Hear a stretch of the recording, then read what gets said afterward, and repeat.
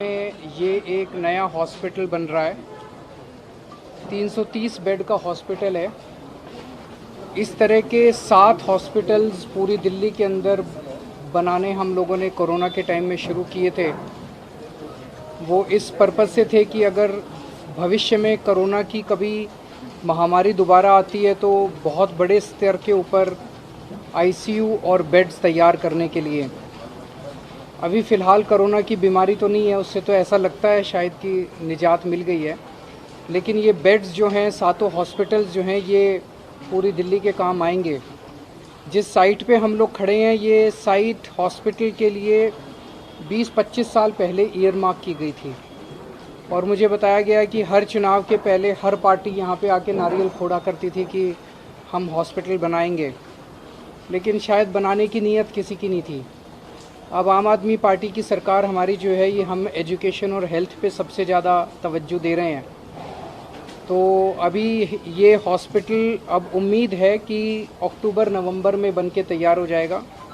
330 bed का ये hospital है और मैं समझता हूँ कि इससे इस पूरे क्षेत्र के अंदर लोगों को काफ़ी सुविधा मिलेगी और इसमें कई सारी चीज़ें हैं जो आर्किटेक्चरल पॉइंट ऑफ व्यू से पहली बार इस्तेमाल की गई हैं, जिसकी वजह से बहुत तेज़ी के साथ ये हॉस्पिटल बन के तैयार हो गया है। बहुत कम समय में हॉस्पिटल बन के तैयार हो गया है और टोटल 6 हॉस्पिटल्स हमारे साथ में से 6 हॉस्पिटल्स एंड दिसंबर या जनवरी तक बन के तैयार हो जाएंगे।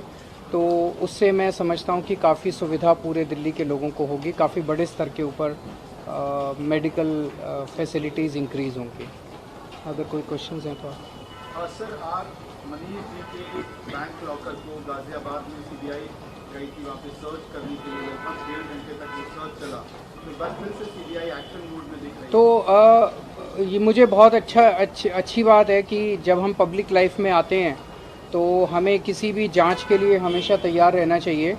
सीबीआई ने पूरी जांच कर ली है। मनीष जी के घर पे भी 14 घंटे जांच हुई। मनीष के घर में भी कुछ नहीं निकला। मनीष जी से 6-7 घंटे तक गहन पूछताछ की सीबीआई ने और जितने प्रश्न पूछे सब प्रश्नों के संतुष्टिपूर्वक जवाब दिए। आज लॉकर चेक किया, लॉकर में भी कुछ नहीं निकला। तो एक तरह से इनफॉर्मली तो एक तरह से सीबीआई की क्लीन चिट मिल गई है। बाकी सीबीआई के ऊपर प्रेशर है, पॉलिटिकल रीजंस की वजह से हमें लगता है कि हफ्ते 10 दिन के अंदर गिरफ्तार तो करेंगे ये लोग, लेकिन वो करते रहे, लेकिन एक तरह से कुछ नहीं मिला। सीबीआई ने इनफॉर्मली कह दिया भाई हम संतुष्ट हैं और हमें कुछ भी नहीं मिला मनीष सिसोदिया जी को। तो हम तो शुरू से ही कह रहे थे कि ये सारी जितनी भी कार्रवाई चल रही है राजनीति से प्रेरित है और इसमें कुछ भी नहीं मिलने वाला। सूत्रों के द्वारा खबरें आ रही हैं कि दिल्ली सरकार के क्लासरूम बनाने को लेकर भ्रष्टाचार है या विश्वविद्यालय उसमें ऑडिट नहीं कराया 5 साल से। डेली इस तरीके की खबरें वहाँ से आती है। मैं ये देख रहा था, मीडिया में ही देख रहा था कि आरोप क्या हैं। आरोप ये है कि भाई इन्होंने सरकारी स्कूल इतने ज़्यादा क्यों बनाए। तो भाई ज़्यादा बनाए तो अच्छी बात है, देश के लिए अच्छी बात है, गरीबों के बच्चे पढ़ेंगे। फिर कह रहे हैं इन्होंने स्कूलों के अंदर इतने ज़्यादा क्लासरूम क्यों बनाए। तो ज़्यादा क्लासरूम बनाए तो कोई खाली तो है नहीं, जाके देख लो, अभी भी सारे बच्चे ही पढ़ रहे हैं, उसमें कोई ऐसा तो है नहीं कि उसमें कोई मेरी फैमिली रह रही है किसी क्लासरूम में। फिर कह रहे हैं कि वहाँ पे टॉयलेट क्यों बनाए इतने ज़्यादा। तो टॉयलेट बनाए भाई, हमारी बच्चियाँ बेटियाँ वहाँ पे तकलीफ़ ना हो, किसी को बच्चों को तकलीफ़ ना हो, टॉयलेट्स बनाए। फिर ये कह रहे हैं भाई क्लासरूम्स के अंदर इतने महंगे महंगे इक्विपमेंट लेने की क्या जरूरत थी, डिजिटल बोर्ड लगाने की क्या जरूरत थी, इतने शानदार डेस्क बनाने की क्या जरूरत थी।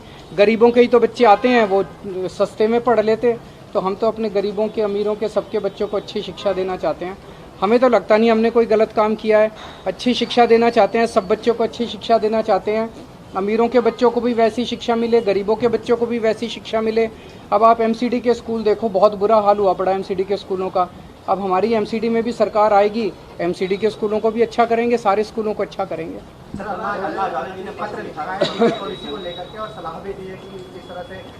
देखो, जब भी इनके पास ये कुछ कहते हैं और जब जनता इनकी सुनती नहीं है तो फिर ये किसी को सामने लाते हैं। जैसे पंजाब के चुनाव के पहले इन्होंने कहा केजरीवाल आतंकवादी है, तो जनता हंसने लगी इनकी बातों पे।